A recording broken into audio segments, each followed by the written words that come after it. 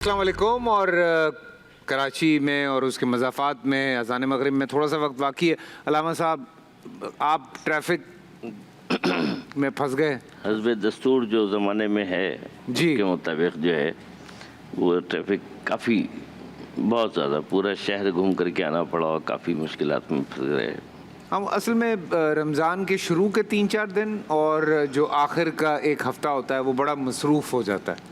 وہ واپس میرے خیال سے اس سسٹم میں آنے میں تھوڑا ہمیں ٹائم لگے گا. لیکن حضرت آج جو بات چل رہی تھی, ہم بات کر رہے تھے, بہت سارے حوالوں سے ہم نے بات کی ہے, لیکن جو اصل بات زیر بحث رہی وہ یہ ہے کہ جو ایک گھر ہوتا ہے, میں جب انٹرو میں بات کر رہا تھا, وہ ایک سکون کی جگہ ہے. اللہ تعالیٰ نے آپ کو بہت ساری چیزوں سے بچانے کے لیے آپ کو ایک گھر دیا ہے, اور ہر انسان کی کوشش ہوتی ہے کہ وہ ایک اپنا گھر بنائے, اس میں سکون سے رہے, خوش رہے, محبتیں ہوں.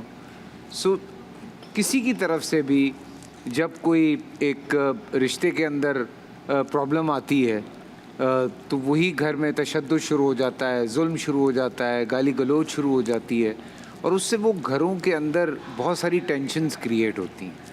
اسی وجہ سے ایک بل بھی پاس ہوا کہ جی آپ گھروں میں ذرا سکون رکھیں, اگر کوئی بدتمیزی کرے گا تو اس پہ یہ سارا کچھ ہوگا. اور چونکہ ابھی بات ہوئی حضرت سے بھی, اور عمیر صاحب کو چونکہ پہنچنا تھا کافی دور تراویحوں کے لیے, تو وہ نکل گئے.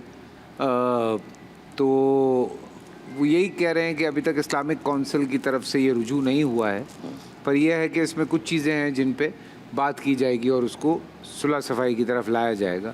تو آپ کیا کہتے ہیں ان رشتوں کے حوالے سے, کیونکہ مفتی صاحب بھی یہی کہہ رہے ہیں کہ جی آپس میں جو ہے ان معاملات کو سارٹ آؤٹ کیا جا سکتا ہے, اور یہ لوگ کرتے بھی ہیں اوبویسلی. دیکھیے, بسم اللہ الرحمن الرحیم, جہاں تک بلوں کا تعلق ہے, بل اور قوانین وہ کبھی کسی مسئلے کا حل نہیں ہوا کرتے. اگر کسی مسئلے کا حل ہے تو وہ قرآن ہے. بے شک, جو اللہ نے اس میں ہمیں دستور دے دیا, اس دستور کے علاوہ ہمیں کسی کی ضرورت نہیں ہے. اگر واقعاً ہم مسلمان اور اچھے مومن ہیں تو ہمیں کسی قانون کی ضرورت نہیں ہے. گھر میں زوجہ کے حوالے سے ایک جملہ قرآن نے کہا, لِتَسْكَنُوا إِلَيْهَا, تمہاری زوجہ تمہارے سکون قلب کے لیے. تو اس کا مطلب یہ ہے کہ گھر جو ہے وہ قلب کو سکون عطا کرتا ہے, بے شک, ذہن کو مطمئن رکھتا ہے, خوشیاں انسان کو دیتا ہے. لیکن اس کے لیے ضروری ہے کہ طرفین جو ہیں وہ ہم مزاج ہوں, اور خدا کا خوف اور اس کی محبت کے ساتھ جو ہے وہ ایک دوسرے کا رسپیکٹ کریں, ایک دوسرے کا احترام کریں, ایک دوسرے کی عزت کریں. معاملات اور اختلافات جو ہے وہ ہر جگہ پر ممکن ہے, لیکن اس کو سولو کرنا, اس کو حل کرنا, اس کا طریقہ کار کیا ہے. میں سمجھتا ہوں کہ قرآن نے جو دستور دیا ہے کہ اگر تمہارے آپس میں اختلافات ہو جائیں تو اپنے خاندان کے اپنے بڑوں کو بلاؤ اور ان کے ساتھ بیٹھ کر کے جو ہے نا معاملات کو حل کر لو. بالکل. تو بہترین طریقہ جو ہے وہ یہی ہے.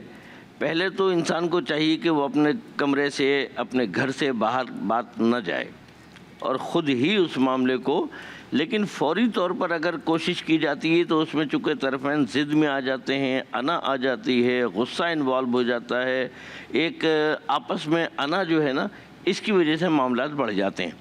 اور میں یہ سمجھتا ہوں کہ اس کو چھوڑ دینا چاہیے وقتی طور پر, اور پھر کسی اور وقت میں بیٹھ کر کے اس معاملے پر ڈسکس کرنی چاہیے, تھوڑے سے اچھے ماحول کو بنا کر کے, اچھے معاملات بنا کر کے.